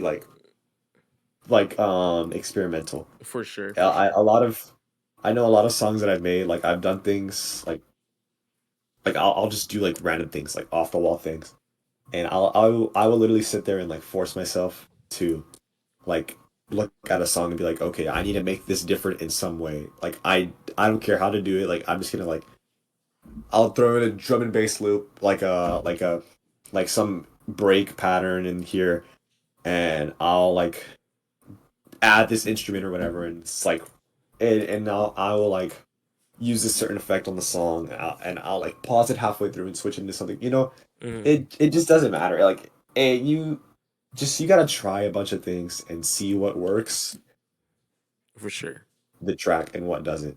for sure. I like to do things by like a track by track basis to have things be similar, but also like different enough Hmm. to where it's like unique, and then I pull them all together into like an album. Yeah. So yeah, I think, but mostly you need to be like aesthetically inclined into what you're making, Hmm. and you got to be extremely persistent. Those are like the two biggest things. Like the actual producing itself doesn't really matter as much Hmm. because really all that's going to matter is the album cover and the tracks. That's all that like know. They're not going to know like how many synths are on here, if the track is sampled or unsampled, what's sampled and what's not, Hmm. like how many elements there are in a song.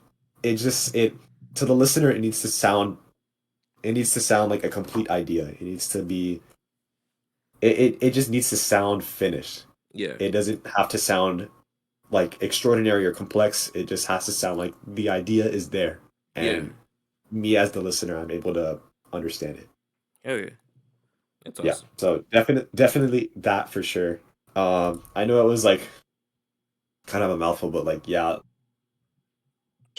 That's awesome. my biggest tip to like any producer. Yeah.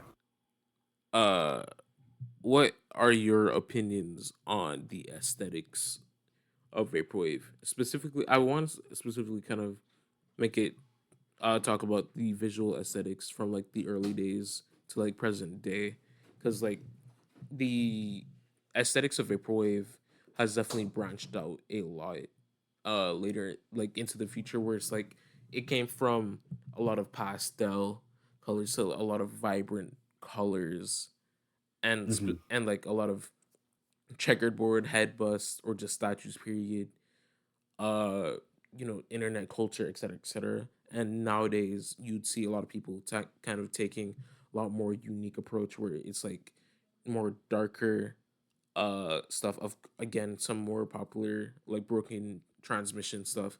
We have Christ stuff as well, like what's your opinion on like this whole ordeal when it comes to like visual aesthetics? I think the aesthetics are very important, and like I feel like um I know like a traditional vaporwave style with like the statues and like checkerboard stuff and like really pastel bright colors. Mm-hmm. Like that's very more like traditional and early. And I I really I do enjoy like I enjoy like the weirdness of like vaporwave. Mm-hmm. Like the sort of like off the wall ideas. Like I know Asutenki was pretty good at making like weird albums, like just albums that coherently sounded like odd, and Mm-hmm. like the aesthetics with them, like the covers and stuff, like they were all screenshots. Like admittedly, they weren't like too high effort Mm-hmm. because I know with Barbara Beats like specifically, there's a big emphasis on making the album cover like look like a J card and Oh like yeah. really look like a fleshed out cover Yeah. versus like something like Slush Wave or like Signal Wave or the aesthetics really like drive themselves mostly through like screen caps and Mm-hmm. stuff, like screenshots and weird scenery or like really interesting like scenic combinations of like colors and stuff. Mm-hmm. So I definitely do enjoy like the natural like screenshotting aspects of it Yeah. because for one I'm not a very good designer, so I'm not like too like um inclined for like more fleshed out covers, like I guess in Barber Beats and like other genres. Yeah. But I definitely do enjoy looking at those styles and like I guess appreciating all of them for what they are. That's awesome. Let's see. Yeah. Uh, physical media, because I know you. When it comes to your work, you tend to mainly put them out on cassettes. I don't know if that's really a specific like money thing or if the label specifically wants you to put stuff out on cassettes. But I just kind of want to know your like whole opinion on that, whether it be cassettes, vinyl, uh, what else, CDs, or even some like tapes. Like, Yeah. I'm really big on cassette tapes myself because like I release a lot of cassette tapes because I'm like a fan. Well, I only have one right now, but I have more mhm, planning on more. But mhm. um, I'm I'm like a big cassette tape person because I think it's like it strikes the right boundary of being um like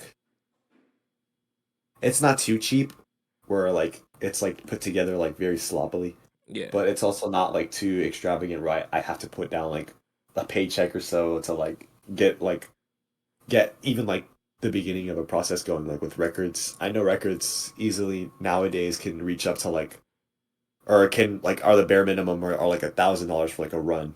And yeah, that's like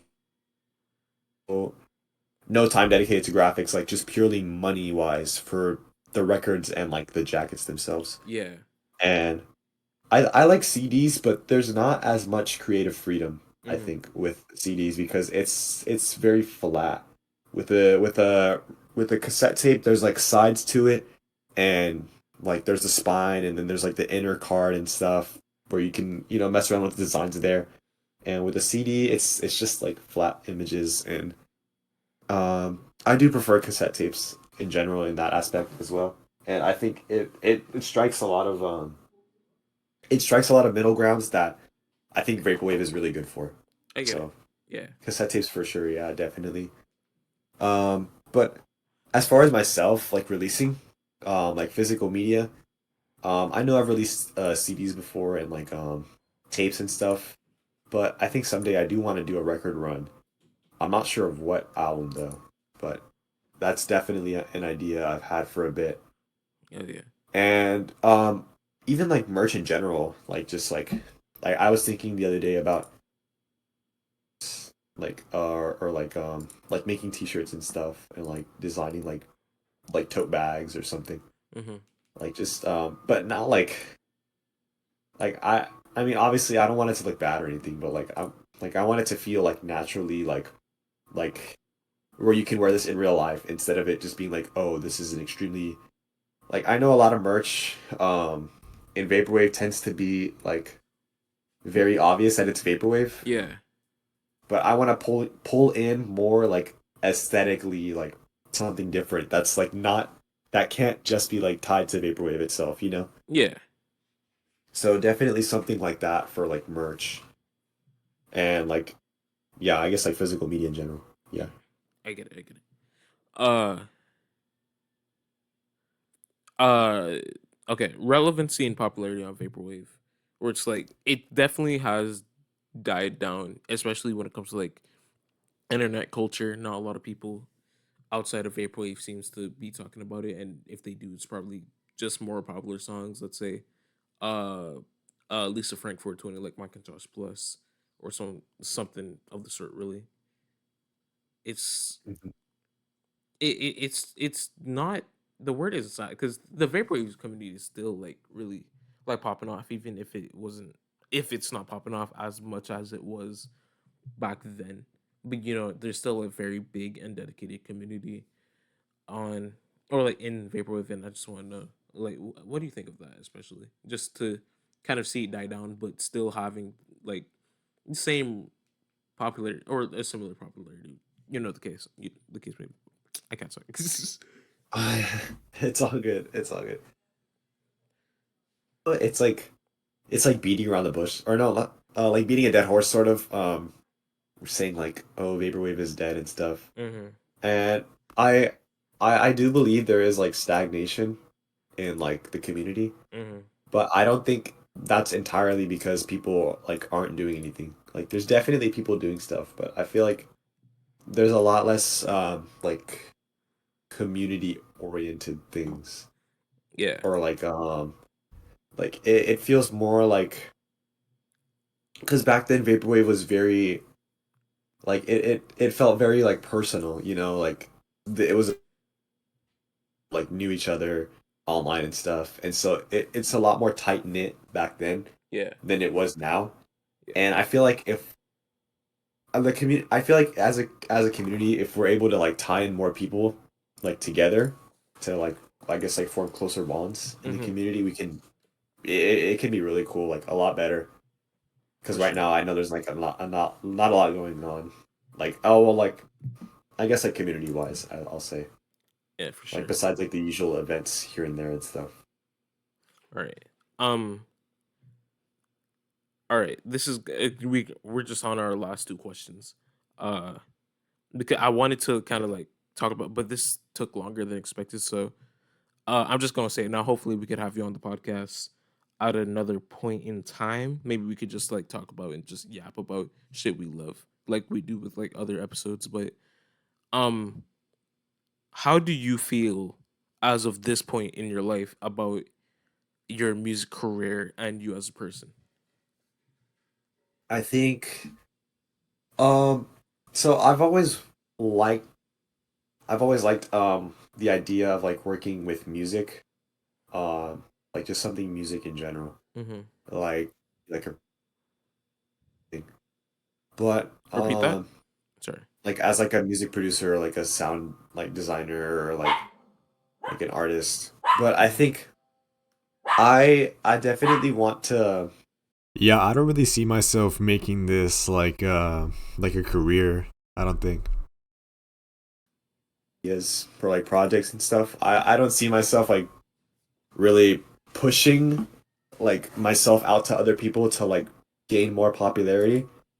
I Yeah. kind of just like want to like focus more on like personal achievement, you know, like just like as like a almost like a hobby, more a lot more like I guess focus on myself and like reflecting like emotional values that I have to like music that I make, like whether it be vaporwave or like even like like sample list music. I want to do like a lot more Mm-hmm. like original stuff. So probably in the future things of that nature, and I guess just like reflecting on myself a bit. And you know I know making music is like to me it's pretty important to like at least indulge in a hobby, and making music like a really important thing for me to like Nice.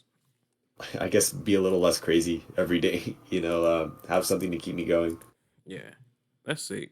I'm just gonna say straight. I think I messed up for a bit. I accidentally muted a bit of the audio on OBS on accident, but we're gonna pretend that didn't happen. I It got was you. it was like 2 3 seconds. It was not much, but uh, I'm just gonna say straight. These dogs I have are just loud, and I didn't want them to pop up, but I'm just gonna let it slide. Uh, Uh, you're all good. last You want me question. to like do you want me to like say it again or something, or like is No, that, no. Well, or is that fine? if you want, you could like put like I'll show you the part where it actually cuts out. But if you want, you could like fill that part back on when it actually show you or something like that. So Okay. Yeah, just let me know, yeah. yeah. Last question though. What would you, wait what? What would you want to say to the people who are watching this, or who are some of the people you would like to shout out, both in the vaporwave community as both artists and fans? Um, okay, so firstly, to anyone who's watching this episode of this podcast, I really want to thank you for sticking all the way through, hopefully, through like um the very uncoordinated rambling and stuff.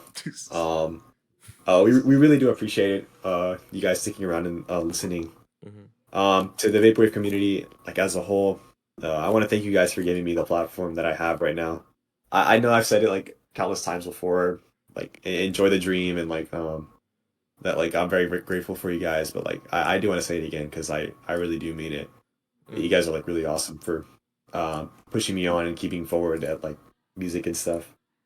And to a lot of people that haven't heard of me or something, hopefully you guys are interested in checking my music out, or just keeping up with things that I do online and stuff. And to anyone out there that's making music, please hit me up. Like I want to be like more oriented around stuff, and Or one more time. like more producers in general. Oh, Oriented to around. anyone, yeah, like oriented in music and stuff. Okay. Um, and like I want more like producer friends. So if anyone out there is like a producer, just like hit mine or something, and we can like I guess like I don't know, like send music and stuff, or I don't know, just somebody out there. Hell yeah. Um, and to you, Sammy, thank you for having me on here. I really do appreciate it. Um, being on the channel and stuff. Um, I know you have like some ideas that you're. Hopefully, I'll be in there like a couple of times or something. I'm just saying. And I know I've said this multiple times. You just cut out one. You just cut out again. The ideas part. I'm sorry. oh my god, I okay, my bad. I know you have like a lot of ideas like for videos and stuff, and hopefully, can't can't wait to see those videos out. Um, Yeah. hopefully I'll be on like a couple of them or something. But yeah. I hope. Um, I just and hope yeah, I just hope oh, I wait, get. sorry, go. No, it's fine. I just hope I actually do start working on. It's just like my voice again. When I read off scripts, I don't really like how I sound, but I just like how I sound a lot more free form, free flowing, etc., etc. So maybe if some main channel videos were kind of like just me having a conversation similar to a podcast, but just more short, when it Hmm. comes to talking about specific albums, or like maybe I'll do some sort of like video where I bring on someone and we talk about albums that we love type shit. Then yeah, for sure. And No, yeah, definitely. I'll probably add that to the list of like ideas. So yeah.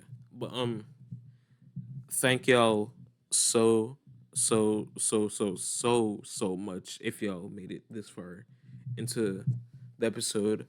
Uh me and Damien has been online friends for quite some time. Again, me and him met on a like Shmlo server, and then with the Vaporwave connection and some other like artists and albums that we both enjoy as well. Uh, and just to know how far he has come with his music is so. And I kept on saying it throughout this podcast, but it's awesome and just fucking amazing. and I just don't. I'm just like impressed at the attention that you've garnered over the years, and just to see you hit out like just this milestone of like 1,000 monthly listeners on Spotify, and just this like big following. It's definitely smaller than some artists, but it's a start, and it's just again awesome that you made it this far into your career, and I hope you grow and grow the more time goes on. But yeah, I will like there's no doubt will have you on for another episode of the podcast, and if I do come back to making videos on the main channel, I will no doubt have you on as well. But Yeah, thank you. I really do appreciate it. Yeah, I mean, like all the attention I've garnered and stuff. It's really cool, and I mean, I like no doubt about it. I really do like it too, yeah, and hopefully I'm able to. Hopefully, you guys are excited for what's coming soon and stuff. I know I definitely am. So yeah, yeah. So yeah, thank y'all so much. I would normally just say see it, but I'm just gonna kind of leave out some words, just kind of like improvise words, for Damien to like say if he has anything else to say. Just say it right now. I mean, I don't really have anything else. I just want to like, yeah, I'm just here to say thanks, like for having me on here and stuff, and like, I guess what I said before, like, like being grateful and whatnot. Mm-hmm. But yeah, I mean, like, that's about it, basically. I mean, I Nice, don't really have anything else to say. nice, nice. All right. Uh, thank you again, Drum. Thanks y'all for listening. Uh, make sure to enjoy the dream or whatever they call baby. I'm so sorry. Yeah. Anyway, I love y'all. See y'all.